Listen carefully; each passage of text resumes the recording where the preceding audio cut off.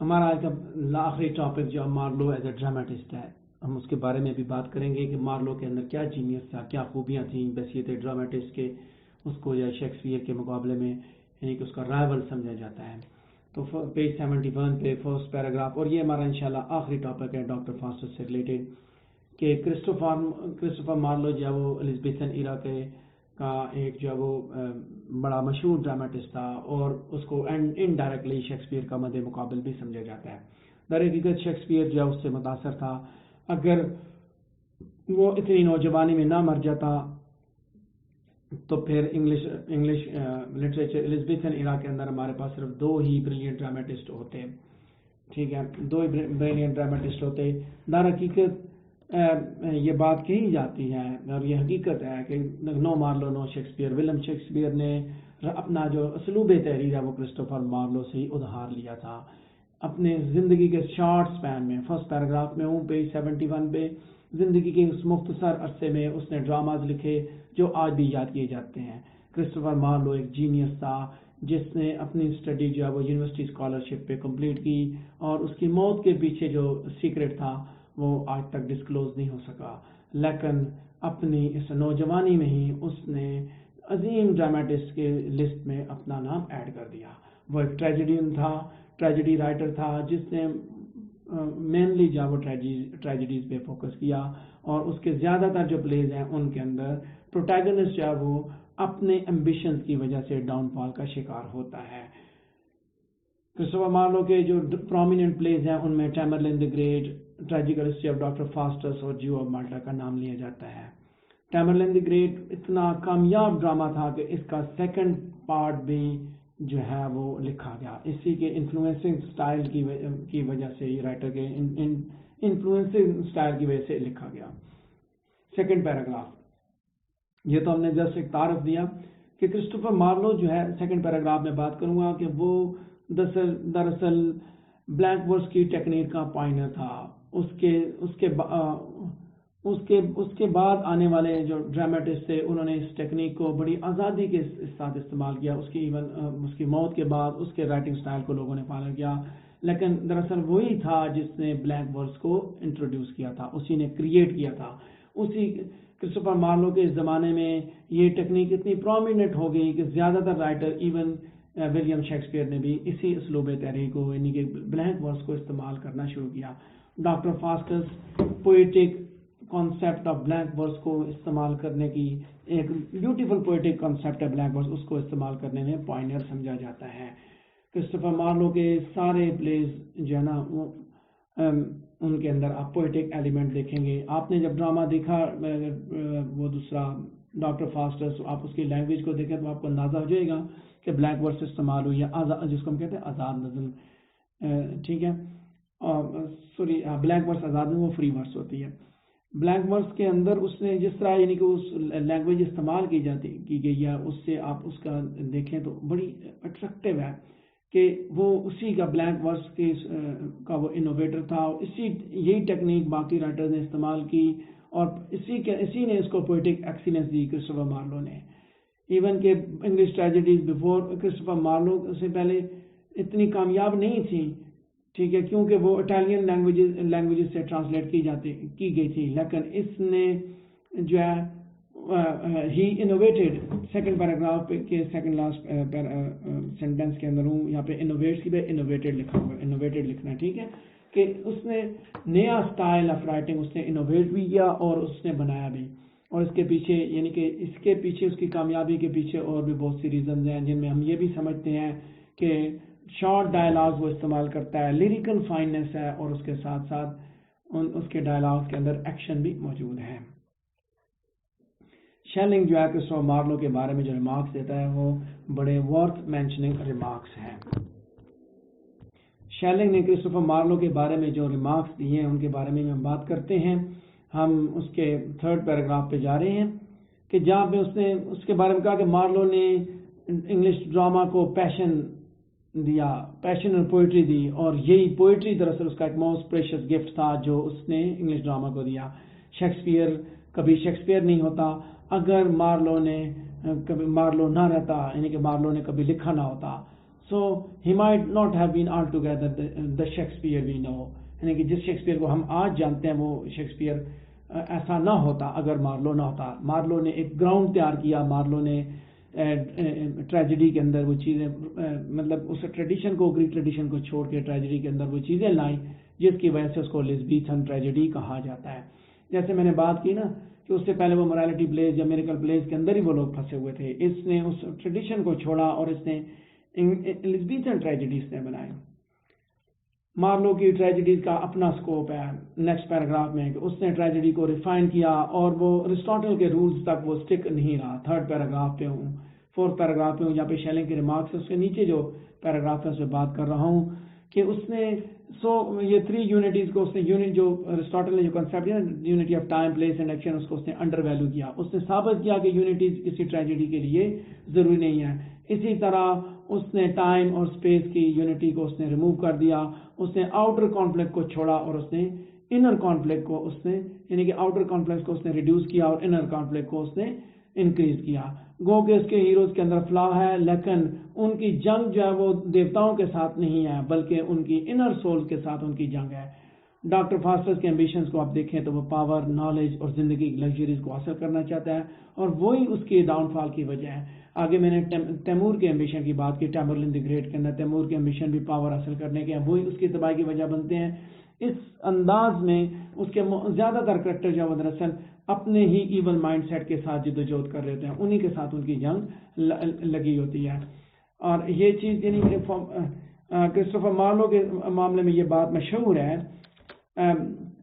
اس کی کہ Marlowe it is also famous that Marlowe is ethics and can go against the God, but Dr. Faust is evident that he, like Milton, has also balanced the religion and literature. یہ بات اس کے بارے میں مشہور کی جاتی تھی کہ یہ ایتھک نہیں ہے, یہ ایتھیسٹ ہے. ٹھیک ہے, میں نے سینٹینس آپ کے سامنے بولا اسی پیراگراف میں کہ it was also famous that Marlowe is atheist. ٹھیک ہے, یہ بات مشہور تھی کہ وہ ایتھیسٹ تھا اور وہ خدا کے مقابلے میں بھی جا سکتا ہے. لیکن ڈاکٹر فاسٹس کے اندر یہ ایویڈنٹ ہے کہ اس نے اس چیز کو بیلنس کیا, ریلیجن اور لٹریچر کو اس نے دکھایا. دیکھو میں نے بات کی نا, اس نے آزاد دیکھا کہ انسان آزاد ہے, اس کے پاس دونوں راستے موجود ہیں کہ وہ اٹرنل ڈیمنیشن کی طرف جائے یا اٹرنل سیلویشن کی طرف جائے. کرسٹوفر مارلو کے ہیروز کے اندر, پروٹیگنسٹ کے اندر ہیروئک کوالٹیز ہیں اور مین کرداروں کے سامنے مائنر کریکٹرز کی کوئی ویلیو نہیں ہے. اس کے ہیروز ہی پلاٹ کی ڈیولپمنٹ کے لیے اور اس کی کہانی کی ڈیولپمنٹ کے لیے کافی ہوتے ہیں. فیٹ کا کردار کرسٹوفر مارلو نے اگنور کر دیا. گریکس کے اندر فیٹ کا کردار موجود تھا. اگر اس کا کوئی کریکٹر تباہی کو فیس کرتا ہے تو فیٹ اس کی ذمہ دار نہیں ہے بلکہ اس کا اپنا ایکشن ہے جو اس کو تباہ کرتا ہے.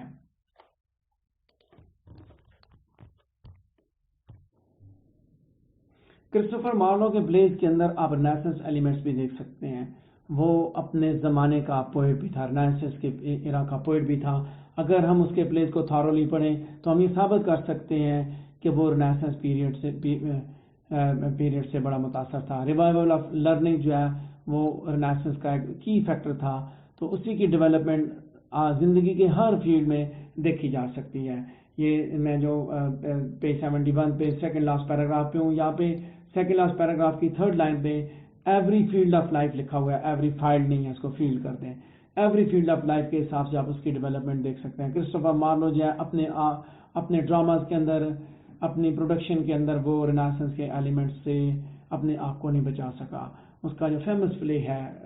ٹریجیکل ہسٹری آف ڈاکٹر فاسٹس, اس کے اندر رینیسنس کے فیچرز موجود ہیں. مثال کے طور پہ ڈاکٹر فاسٹس کے اندر نالج اور پاور کو حاصل کرنے کی ہوس موجود ہے اور اس ہوس کی ہی وجہ سے وہ بلیک میجک کو لرن کرنے کا فیصلہ کرتا ہے تاکہ وہ اپنی ان ڈیزائرز کو, اپنی لسٹ کو وہ فلفل کر سکیں. اس کے علاوہ اس کے اندر لسٹ فار بیوٹی بھی ہے اور Helen of Troy from the Greek is its representation. ٹھیک ہے, جو بیوٹی کی لسٹ ہے وہ اس میں دکھائے گی. تو ہم یہ کہہ سکتے ہیں کہ رینیسنس کے مارکس بھی کرسٹوفر مارلو کے تمام پلیز کے اندر موجود ہیں اور ہم اس کو رینیسنس کا رائٹر کنسیڈر کر سکتے ہیں. لاسٹ پیراگراف ہے پیج 71 پہ. جیسے میں نے بات کی رینیسنس ایلیمنٹ ہے تو وہی نیکسٹ جو خوبی ہے اس کے پلیز کی کرسٹوفر مارلو کی بینگ اے پلے رائٹ, جیسے بلیک ورک کا اسپیکٹ دکھایا میں نے اس کے بعد میں یاد رکھیے بات کہ پہلے میں نے انٹروڈیوس کیا اس ٹاپک میں، پھر میں نے بتایا کہ اس کے اندر بلینک ورس کا ایلیمنٹ ہے بینگ اے پلے رائٹ، جو کہ باقیوں کے اندر نہیں تھا، اور اسی نے انٹروڈیوس کیا، اسی نے جو ہے وہ آگے اس کو، یہ پائنیئر تھا، اس کو پھر لوگوں نے فالو کیا۔ دوسری چیز میں نے بتائی کہ کرسٹوفر مارلو کی ٹریجڈی کا اپنا سکوپ تھا، اس نے ایرسٹاٹل کے رولز کو، خاص طور پہ 3 یونٹیز کا جو رول تھا اس کو اس نے چھوڑ کے اس باؤنڈری سے وہ باہر نکلا، اور اس سے باہر نکل کے اس نے اپنے پلیس اس نے دکھائے۔ اور گریک جو یعنی کہ دوسرے الفاظ میں آپ دیکھیں کہ گریک ٹریڈیشن سے اس نے جو وہ انحراف کیا، گریک ٹریڈیشن کو چھوڑ کے فیٹ کے ایلیمنٹ کو اس نے نکالا، اور اس نے دکھایا کہ کیسے فری ول کے جو اس کے ہیروز جو فری ول کے امباڈیمنٹس ہیں، فری ول کی بیس پہ وہ اپنا فیصلہ کرتے ہیں۔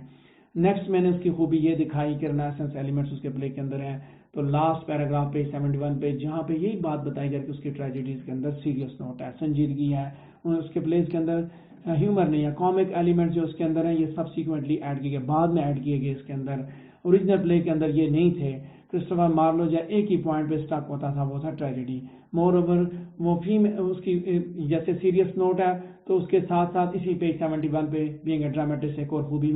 خوبی سمجھیں یا خامی سمجھیں کہ یہ بھی ایک ایلیمنٹ ہے، کہ یہ بھی ایک فیچر ہے اس کا، یہ آپ یہ کہہ سکتے ہیں کہ بینگ اے ڈراماٹسٹ اس کی لٹریری ورکس کا ایک فیچر ہے کہ اس کے اندر فیمیل کردار موجود نہیں ہوتے، ہمیں بہت کم عورتیں اس کے اندر نظر آتی ہیں۔ اس کا جو بیوٹی کے پرسوٹ ہے وہ فیمیل کریکٹرز کو گو کہ وہ بیوٹی کو پرسوٹ کرتا ہے، بیوٹی کو ایڈمائر کرتا ہے، لیکن فیمیل کرداروں کی کریکٹرائزیشن سے وہ اوائڈ کرتا ہے۔ اس کے علاوہ ایک اور خوبی بھی ہے اس کی، وہ ہے کہ اس کے ڈرامہ کے اندر ایک ہی مین پلاٹ ہے، یعنی کہ ایسا نہیں کہ میں سب پلاٹ بھی ساتھ چل رہا ہوں، ایک کہانی اس کے ساتھ باقی کہانیاں وہ ساری، یعنی کہ آپ سب پلاٹ اس کے اندر اس کے پلیس کے اندر نہیں دیکھ سکتے کہ ایک کہانی کے ساتھ باقی کہانیاں کنیکٹڈ ہیں، وہاں سے وہ ساری چل رہی، ایسا نہیں ہے۔ کرسٹوفر مارلو نے اپنے آپ کو ڈیگریڈ نہیں کیا،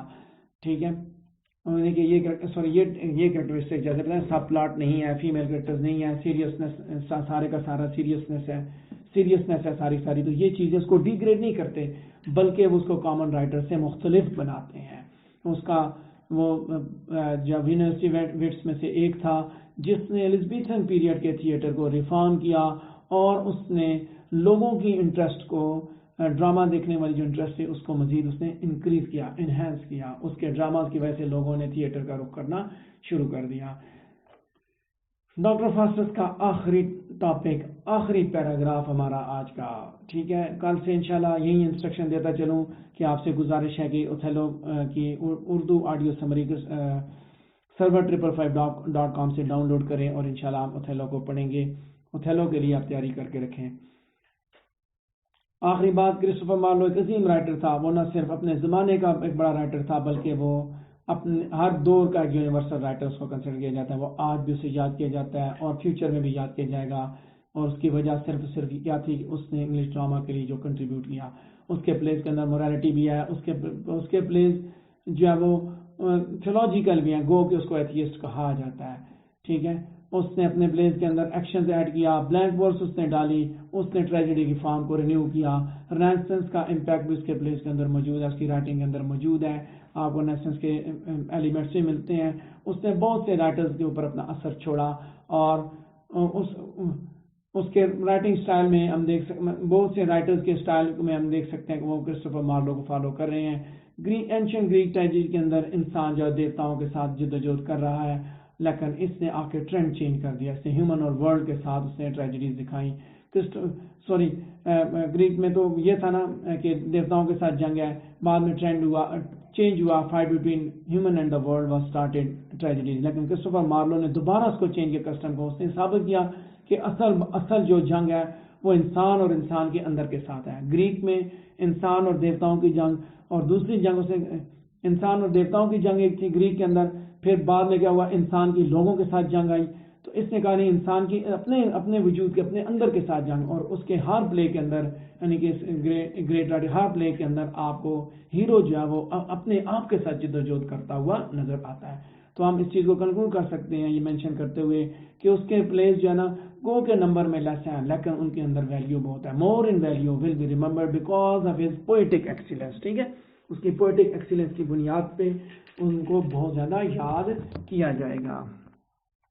یہ تھا ہمارا آج کا تیسرا ٹاپک، اور اسی کے ساتھ کرسٹوفر مارلو کا ڈاکٹر فاسٹس کمپلیٹ ہو جاتا ہے. اگر آپ کا اس سے ریلیٹڈ کوئی کوشچن ہے تو آپ پوچھ سکتے ہیں.